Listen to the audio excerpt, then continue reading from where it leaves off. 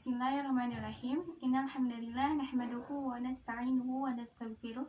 Na'udzu billahi min syururi anfusina wa min sayyiati a'malina. May yahdihillahu fala mudilla lahu wa may yudlil fala hadiya lahu. Asyhadu an la ilaha illallah wa asyhadu anna Muhammadan abduhu wa rasuluh allazi la nabiyya ba'da amma ba'du.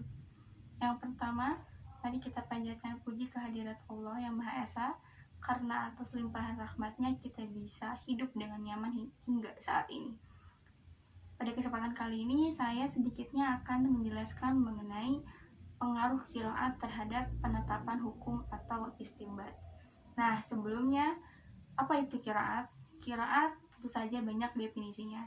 Tapi di sini saya memakai pengertian dari Ajar Kashi bahwa qiraat adalah perbedaan dalam pengucapan lafaz-lafaz Al-Qur'an. Contohnya, misalkan kita orang Indonesia sering membaca surat Ad-Duha sebagai berikut. A'udzubillahi minasyaitonirrajim. Bismillahirrahmanirrahim. Wadduha wallaili idza saja. Seperti itu kan.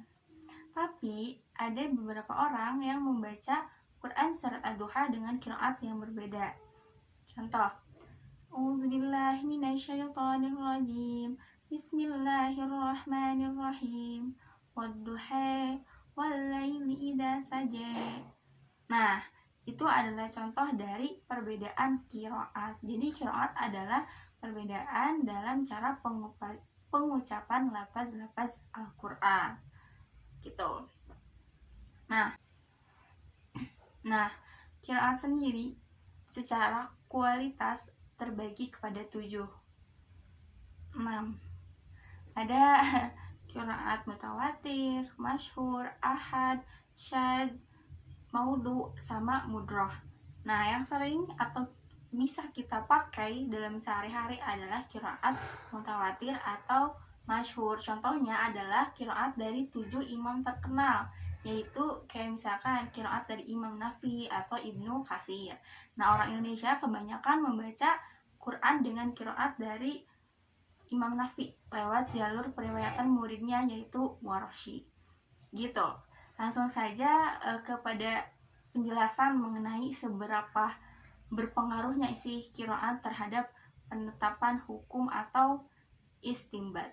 Gitu. Bisa dilihat dalam Quran surat Al-Maidah ayat A'udzubillahi minasyaitonirrajim. Ya ayyuhalladzina amanu idza qumtum ilas sholati faghsilu wujuhakum wa aydiyakum ilal marafiqi wamsahu bi ru'usikum wa arjulakum ilal ka'bayn. Yang artinya, wahai orang-orang yang beriman, apabila kamu hendak melaksanakan sholat, maka basuhlah wajahmu dan tanganmu sampai ke sikut, dan sapulah kepalamu dan kedua kakimu sampai kedua mata kaki. Jadi ayat ini menjelaskan mengenai tata cara wudhu ya. Dan dalam ayat ini, dalam mushaf yang sering kita baca, yang dimana qiraatnya itu kita ngikut kepada Imam Nafi, kata wa arjulakum di situ tuh kita membacanya wa arjulakum, tidak wa arjulikum. Ini perbedaan qiraat ya. Kenapa? Karena wa arjulakum di sini tuh kita mengikuti atau ya mengikutinya itu kepada fagsilu wujuhakum. Nah, fagsilu wujuhakum wa aydiyakum, kita ngikutnya ke situ. Wujuhakum haknya pakai fathah, wa aydiyakum hak ya-nya pakai fathah. Jadi kita wa arjulakum la-nya pakai fathah, ngikut kepada fagsilu, atopnya kepada fagsilu. Oleh karena itu dalam wudhu kita membasuh kedua kaki gitu, karena ngikut fagsilu, membasuh wujuhakum muka, wa aydiyakum dan kedua tangan, lalu mengusap wamsahu biru'usikum, rambut gitu.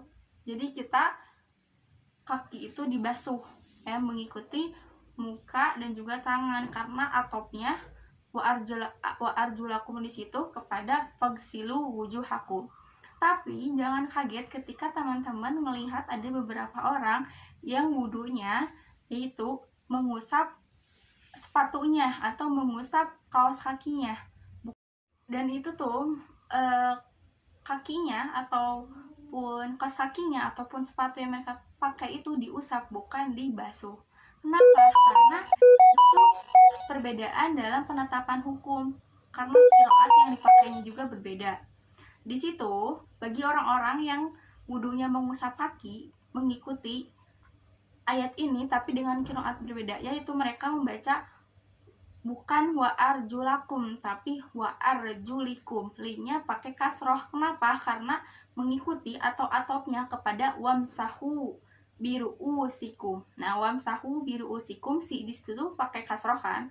Nah, makanya wa arjulikum mengikuti biru'usikum memakai kasroh. Jadi wamsahu mengusap, bukan fagsilu mencuci atau membasuh. Begitu. Jadi ini membuktikan bahwa perbedaan qiraat atau perbedaan dalam cara mengucap lafaz-lafaz Al-Quran itu sangat berpengaruh terhadap istinbat atau penetapan hukum. Contohnya tadi saya di situ mengambil dalam penetapan hukum dalam berwudu. Oke, cukup sekian. Mohon maaf bila banyak kesalahan atau salah dalam bertutur kata. Tutup dengan doa, Rabbana atina fid dunya hasanah wa fil akhirati hasanah wa qina azabannar. Wassalamualaikum warahmatullahi wabarakatuh.